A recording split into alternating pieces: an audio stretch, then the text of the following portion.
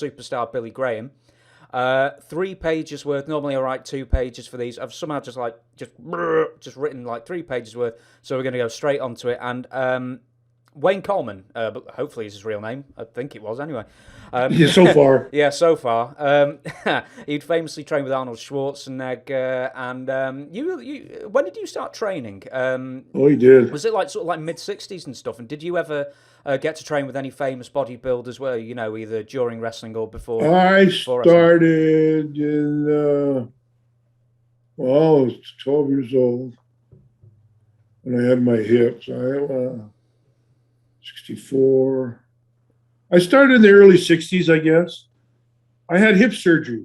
I got hit by a car. We talked about that earlier when the draft, how I was on draft status and why my draft. So I hit a car the day school back in, and then it was a ball and socket joint, but my hip grew out of place. So I had to go back in, and back in those days, so God, 50 something years ago, they used to pin it in place, use pins to hold the leg in place. So that's how I got out of the draft. And so I couldn't play football, but I couldn't participate in most sports at the time. So I wanted to do something. So I started, in the ocean, and then Dean's Gym. There was a gym in Waikiki. That's where all the wrestlers train. And Jimmy Snuka was a bodybuilding champion in Hawaii Islands. And from time to time, there would be guys with Jack LaLanne. I don't know if you remember him. He had the exercise show. Yeah, I probably know more from the Simpsons and references like that, but I do know the name. Yeah, but they'd come here for shows. The big, the Arnolds and Ed Corney was from here, and who was way back then? Be Steve Reeves and different. Not that many. Bodybuilding wasn't that big a scene back then. Oh, I'm going to kill that little dog. But there was a lot. But the wrestlers, all the pro wrestlers were down. Used to be down at Dean's and working out all the time. And obviously diet wasn't the utmost of the. Nobody had the six pack and stuff in the abs, but did abs work? But then the diets weren't as ultimate as they are now. Yeah.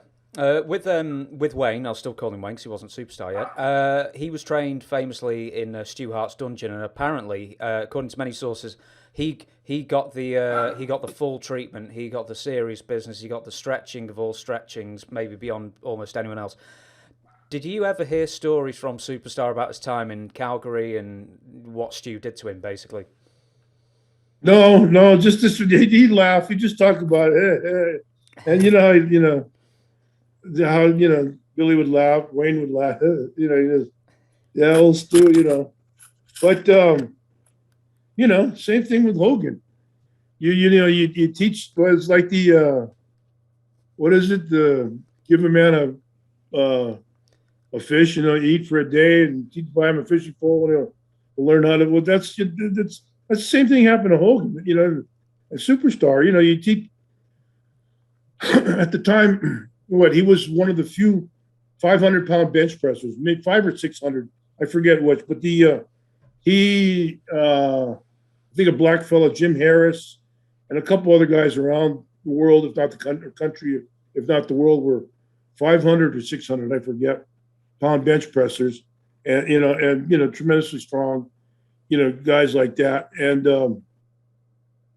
so you teach a guy like that how to wrestle, how to protect himself, how to hook somebody, how to block a hook coming in, and if he's got, usually those guys have got a lot of some dog in them, like Hulk, and then Hulk gets called a lot of things now, but he wouldn't, he wouldn't turn and run from a normal situation or something. He'll stand just like Billy. Billy was involved in a lot of outside of wrestling things and stuff. His brother was arrested and stuff. His family was really so.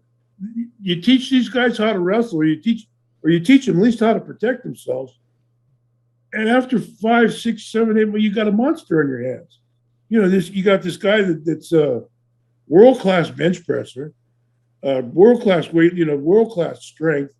And now he knows his way around a little bit. You don't have to know a lot, but you have to, enough to block, guys that are skilled and talented at wrestling and stuff. Maybe somebody's going to come after you, or maybe a Robinson or a Gotch, somebody like that. But somebody else, even somebody like that. I remember Billy talking about Eric the Red, how he was, Gotch was trying to, or couldn't do anything with him one time, so he ended up sticking his finger up the backside. But to turn him around, Gotch would do just about anything.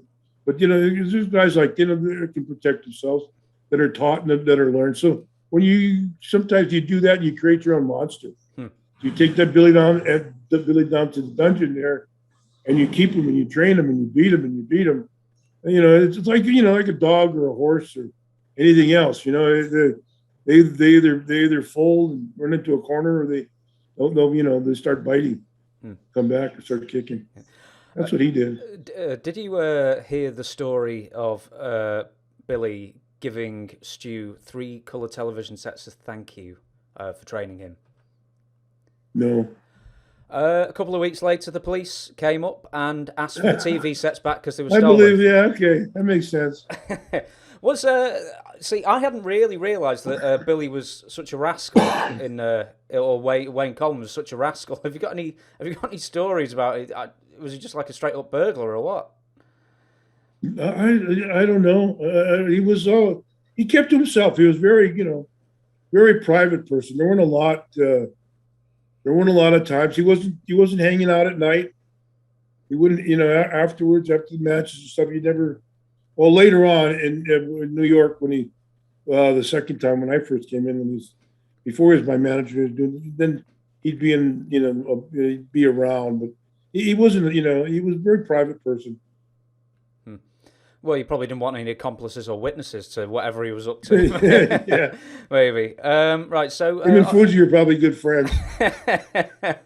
We shared a lot of stories. Oh, dear. Yeah, probably sharing tips, maybe. Who knows?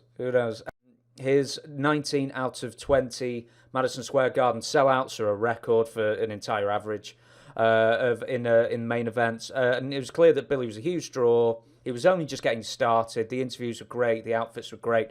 He was on all the wrestling magazines. He was the talk of wrestling.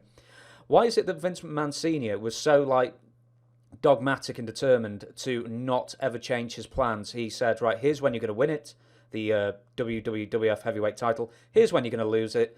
Why would he not go with the flow and see that they could ride this higher and higher? I'm sure he could see he's creating a monster. And he'd already had this dealing with Bruno with that Pittsburgh thing that we were speaking about earlier. So with Billy growing like that, and you got to look at how great, he had those, if not 24, pretty damn close. His arms were, and his skin was like rice paper. He just, it was just, and you talk allegedly working out with Arnold. I remember being in the old Gold's Gym on Venice that was on the street there when it was just a slop hole, just a sweat pit. This stink in the sauna bath upstairs and above, and and the weights and stuff. And I remember Arnold coming into the shower and he'd go, Billy Graham, he took 100%, 100% weight, 100% effort, 100% back. Killing me. He was laughing, of course, because Arnold was a psycho himself. But he and Billy used to train together, and Billy trained with him, and then he used to look up to Billy as far as training. He took care of Billy a lot too. After he got out of the second time, he got him